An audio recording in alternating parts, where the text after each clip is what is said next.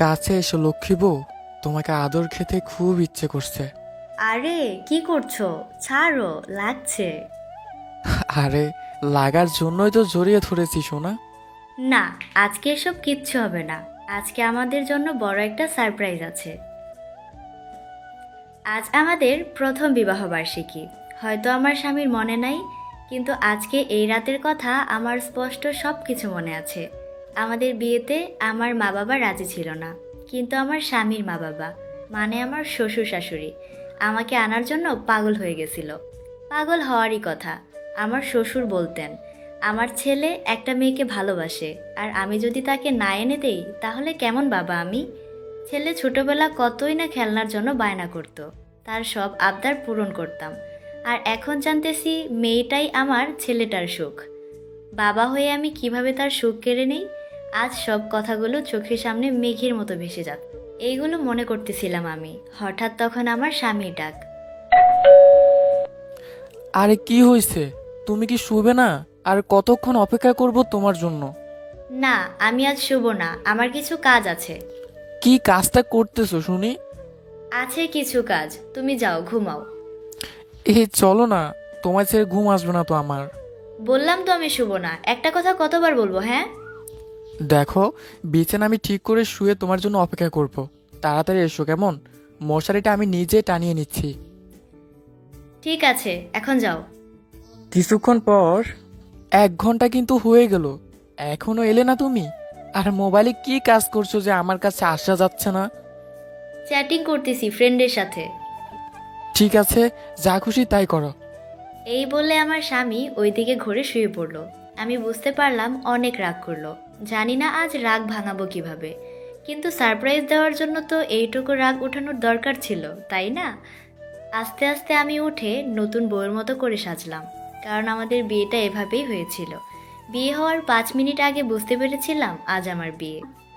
না, মেহেদি পরেছিলাম না, গায়ে হলুদও ছিল না, না বিয়ের সাজে সেজেছিলাম। তাই আজকে আমার স্বামীকে সারপ্রাইজ দেওয়ার জন্য এতক্ষণ রাগাইলাম। ঘরটা কিছু মোমবাতি দিয়ে ফুল দিয়ে সাজিয়েছিলাম। আমার স্বামীর নাম আবির। আবিরের জন্য একটা ঘড়ি কিনে এনেছি, তবে অনেক কষ্ট করে। আবিরের থেকে রোজ 10 টাকা করে নিতাম আর টাকা জমাতাম। সেই টাকা দিয়ে ঘড়ি কিনে এনেছি আজ। আবিরদের আর্থিক অবস্থা খুবই খারাপ, তাই আমার বাবা মা বিয়েতে রাজি হন নাই। হবেনি বা কেন? কার বাবা মা না চায় যে তার মেয়ের ভালো একটা ঘরে বিয়ে হোক? কিন্তু বাবা মা শুধু তাদের মেয়ের সুখ ধনী গরিব এসব দিয়েই বিচার করলো। আমার মন কি চায় তা একবারও ভাবলো না। আজ একটা বছর হয়ে গেল, বাবা মাকে দেখিনি, তারাও দেখতে আসেনি আমাকে। আমার স্বামীকে তারা এতটাই ঘৃণা করে যে তাকে মেনে নিতেই পারছে না, তার সাথে এখন আমাকেও। খুব মন কাঁদে যখন আবির বলে ফোন করে কথা বলো, কিন্তু আমার সাথে তো তারা কেউ কথাই বলে না। যাই হোক, আজ তো আমার এইসব মনে করে কাঁদার কথা না। যাই, আবিরকে ডাক দেই। আর 5 মিনিট পর 12টা বেজে যাবে। আবির, এই আবির, কি হলো? শুনছো না কেন? আবির, রাগী কণ্ঠে। বলতে হবে না, যাও কাজ করো। এত রাগ? আমি তো জানি তুমি হাসতেছো আর আমাকে রাগ দেখাচ্ছ। না, মোটেই না। আজ আমি সত্যি সত্যি রাগ করছি। আচ্ছা, আমি মেনেছি তুমি রাগ করেছো। একবার চোখটা তো খুলো। না, আমাকে ঘুমাতে দাও, না হলে কিন্তু আমি অন্য ঘরে চলে যাব। ঠিক আছে যাও, তাও উঠো এখন। না না না।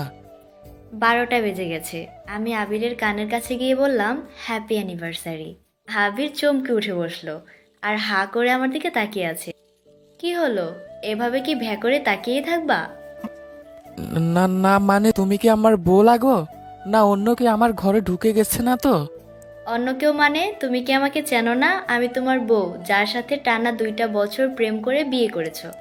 আসলে তোমাকে এই রূপে কখনোই দেখি নাই তো। আমি তো জানতামই না আমার বউটা এত সুন্দর। আজ তো তোমাকে দেখে চাঁদটাও লজ্জায় মেঘের আড়ালে লুকাবে। হইছে, আর কিছু বলো না, না হলে আবার নতুন করে তোমার প্রেমে পড়ে যাব। কিন্তু আমি তো পড়ে গেছি। হ্যাঁ, আর যাই কিছু বলো না কেন, আমি কিন্তু একটু রাগ করেছি। কেন কেন? আমার লক্ষ্মী বউটা রাগ করে কেন? তুমি ভুলে গেছিলা তাই না? আজ আমাদের বিবাহ বার্ষিকী, সত্যি সত্যি বলবা কিন্তু। সত্যি যখন বলতে বলছো, আহ আসলে ভুলে গিয়েছিলাম। জানতাম আমি তুমি ভুলে যাবা। এই নাও, তোমার জন্য এই ছোট্ট একটা উপহার। আরে, এটা কি? খুলে দেখো। বাহ, এত সুন্দর! সুন্দর তো হতেই হবে, তোমার জন্য এনেছি। আচ্ছা নাও, ঘড়িটা তুমি পরিয়ে দাও। হুম। কিন্তু আমি যে তোমার জন্য কিচ্ছু আনি নাই। আমি কি বলছি আমার জন্য কি আনছো দাও? আমার কিচ্ছু লাগবে না, শুধু তোমার ভালোবাসা ছাড়া। তোমার বুকে রেখো আমাকে, তাই হবে। থাকলি বউ আমার। এই বলে কপালে একটা চুমু দিয়ে বলি, তোমার জন্য কিছু আনবো না, এটা হয় নাকি?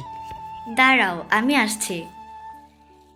এই বলে আবির ছোট একটা গিফটের প্যাকেট দেয় আমার হাতে। আমি খুলে দেখি কানের দুল। অনেক অনেক সুন্দর, যদিও একটু ছোট ছিল, কিন্তু দোলজোড়া সোনার ছিল। তাই মনটা খুশিতে কেমন যেন করছিল। আবির, এটা তো সোনার দুল, এত টাকা কোথায় পেলে তুমি? আরে, তুমি কিচ্ছুরই চিন্তা করো না। না, বলো তুমি। কিছু টাকা আমার নিজেরই জমা করেছিলাম, আর কিছু ধার করেছি। কিন্তু তুমি চিন্তা করো না, আমি সামনের মাসে শোধ করে দিব। আমার লক্ষ্মী বউটা কান্না করলে কিন্তু চোখের কাজল নষ্ট হয়ে যাবে। পচা, তুমি খুব পচা। জানি, আমি যেমন আছি তোমারই তো আছি। আর কান্না নয়। কাঁদবো তাই কি তাহলে? কিন্তু এতক্ষণ যে সুন্দর চেহারার প্রশংসা করেছিলাম, কান্না করলে কিন্তু ভূতনিদের মতো লাগবে। যাহ পচা, অনেক ভালোবাসি। জানি আমি। আর কি জানো? তুমি শুধু আমার, আর কাউকে দিব না। আমিও তোমাকে ছেড়ে কখনো যাব না। তার মানে তুমি আমাকে জ্বালানোর জন্য থেকেই যাবে? আবির, মারবো কিন্তু। আচ্ছা আমার লক্ষ্মীটি, আমার বুকে ঘুমাও। তারপরে একে অপরকে জড়িয়ে ধরে ঘুমিয়ে পড়ল। প্রত্যেক স্বামী স্ত্রীর সম্পর্ক যেন এরকম সুমধুর হয়। সে প্রত্যাশায়। আল্লাহ হাফেজ।